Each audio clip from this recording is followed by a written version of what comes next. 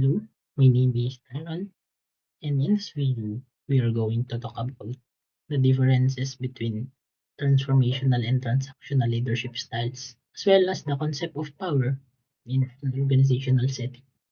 We will also examine the characteristic of each leadership approach and discuss various bases of power and analyze their pros and cons. So let's start. So transformational leadership. So what is the transformational leadership approach?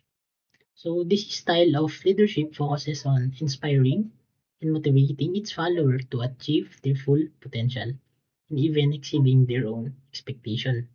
This approach is characterized by the leaders who creates a vision for the future and inspire their followers to embrace this vision.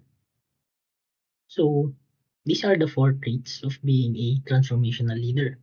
First, they focuses on inspiring others to follow, involving high levels of coordination, communication, and cooperation. They also emphasizes how to motivate people and how to act and achieve their goals. One of their traits is of a transformational leader is a transformational leader leads by an example. They demonstrate values and vision for the followers to identify with and emulate. They also emphasizes new ideas to transform existing organizational culture. So, example lang natin sa isang startup company. So, a transformational leader, um, they they lean towards taking the risk and implementing new solution to create a difference in the market. So, next. Next, transactional leadership focuses on structured tasks and results. This approach is process-driven where leaders emphasize clear roles, responsibilities, and rewards based on performance. It's about maintaining efficiency and ensuring that organizational standards are met. For example, in a call center, a transactional leader might track metrics like call times and customer satisfaction scores, rewarding employees who meet or exceed targets. This leadership style is essential in environments where consistency and compliance are critical. Expansion on definitions. Process-oriented. This involves setting up systems and structures that ensure tasks are completed efficiently. It's about following established procedures and maintaining control over processes. Reward-based motivation. In transactional leadership, rewards and penalties are clearly defined. Employees who knows what is expected of them and their performance is measured against these standards. Examples: a transactional leader might implement a performance bonus system to incentives employees to meet specific productivity goals. In a manufacturing environment, a transactional leader may enforce strict safety protocols and procedures to minimize risk and ensure product quality. Slide number 4. Comparing leadership style. While both styles are different in different contexts, understanding their nonsense help leaders apply the right approach depending on the situation. Problem approach. Transactional leaders are active handling issues as they arise, whereas transactional leaders are proactive addressing potential problem before they escalate. Organizational culture. Transactional leader maintain existing framework but transactional leaders seek to innovate and challenge the status quo. A blended approach often works best. For example, in a stable industry, transactional leadership might dominate, but during times of change, transactional leadership become a crucial. Slide number 5. Understanding power in organization. Now let's shift focus to power within organization. Power is just about authority. It's about influence and the ability to shape outcome. Power dynamics are present in every relationship within an organization, from manager to employee, and even between peers. Leadership is not about only about guiding others but also about understanding and negative neg-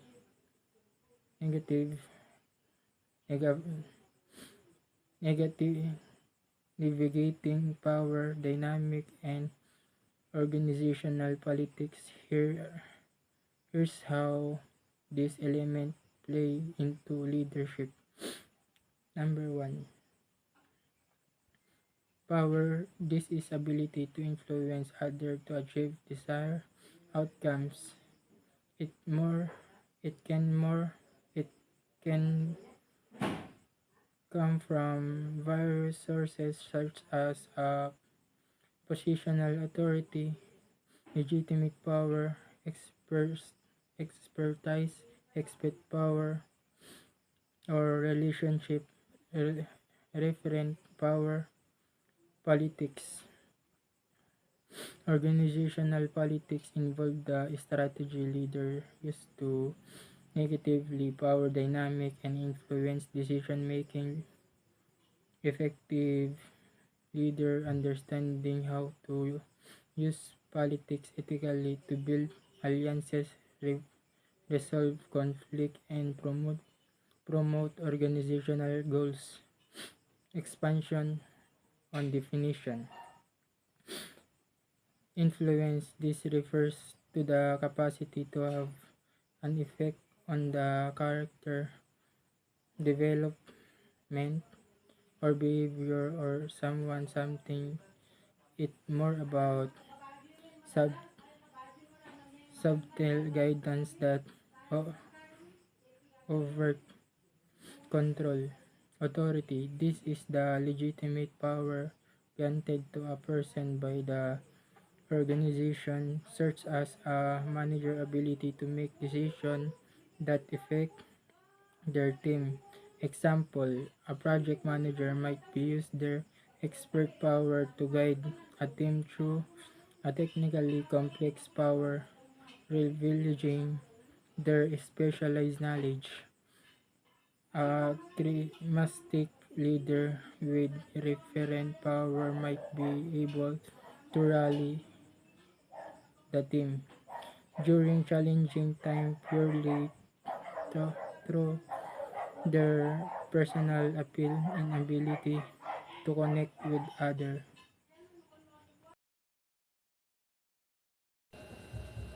Understanding the five bases of power gives leaders a toolkit for managing relationships within an organization. First, legitimate power. It is also known as positional power, is the power that an individual possesses as a result of a relative position and duties of the position holder within an organization. Legitimate power is formal authority delegated to the position holder. It is usually accompanied by various power symbols such as a uniform, a title, or commanding physical position. This power derived from a formal position. For example, a CEO's decisions are respected because of their role. Second, referral power.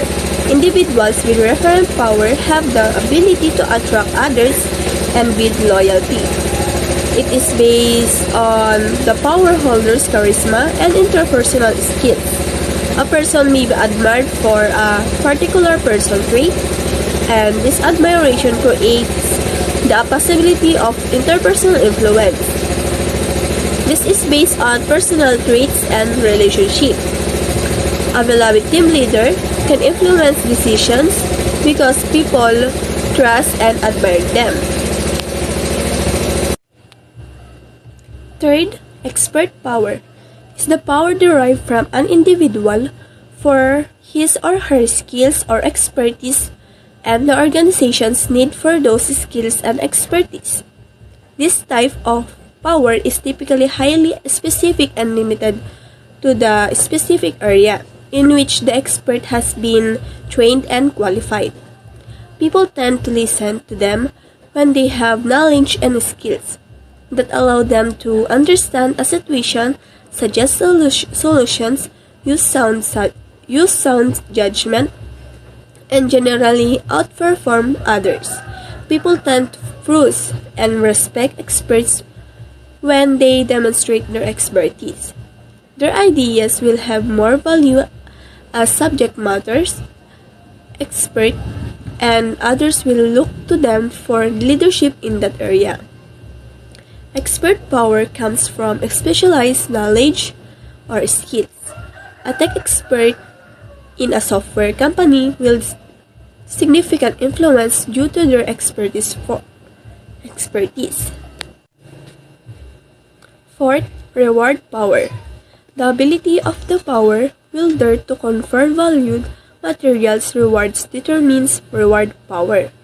It refers to the degree to which the individuals can give others a reward of some kind, such as the benefits, time off, desired to give, promotions, or increases in pay or responsibility. Reward power is the ability to give or withhold rewards. Example, a manager might use this power to motivate their team by offering bonuses for meeting targets. And the last is coercive power. Based on the ability to impose penalties, although it can enforce compliance, it often leads to resentment if overused. Examples: a manager using reward power might offer a paid day off to the top performing employee of the month. Conversely, coercive power might involve imposing strict penalties for missed deadlines, but this can demotivate if not balanced with positive reinforcement. Positive and negative effects of power. While power is essential for leadership, it can have both positive and negative effects. Positive effects. Number 1. Action oriented, which means power can make leaders more decisive. A power leader is often the one who takes the initiative in meeting and drives the team forward. 2. Goal focus, which means leaders with power can better align the team towards achieving strategic goals, keeping everyone focused on what matters most. Negative effects. Risk taking. With power can come overconfidence, leading to risky or unethical decisions. For example, a powerful CEO might push a risky that jeopardizes the company. Number 2, reduce empathy, which means leaders who focus too much on power may lose sight of their team's needs, leading to disengagement and high turnover. Examples: a power leader may lead the organization to success by pushing for rapid innovations, but if they ignore their team's concerns, it may lead to burnout and high employee turnover. Conclusions. Balancing leadership and power. In conclusion, leadership is a balancing act between transformational and transactional approaches, and the responsible use of power is key to success. Leaders must adapt their styles to different situations and use power not to dominate but to inspire and guide their teams. By understanding these dynamics, leaders can foster a positive, productive organizational culture that encourages innovations and collaborations. Thank you for your time and attention. I hope this presentation has provided valuable insights into leadership and power in organizations.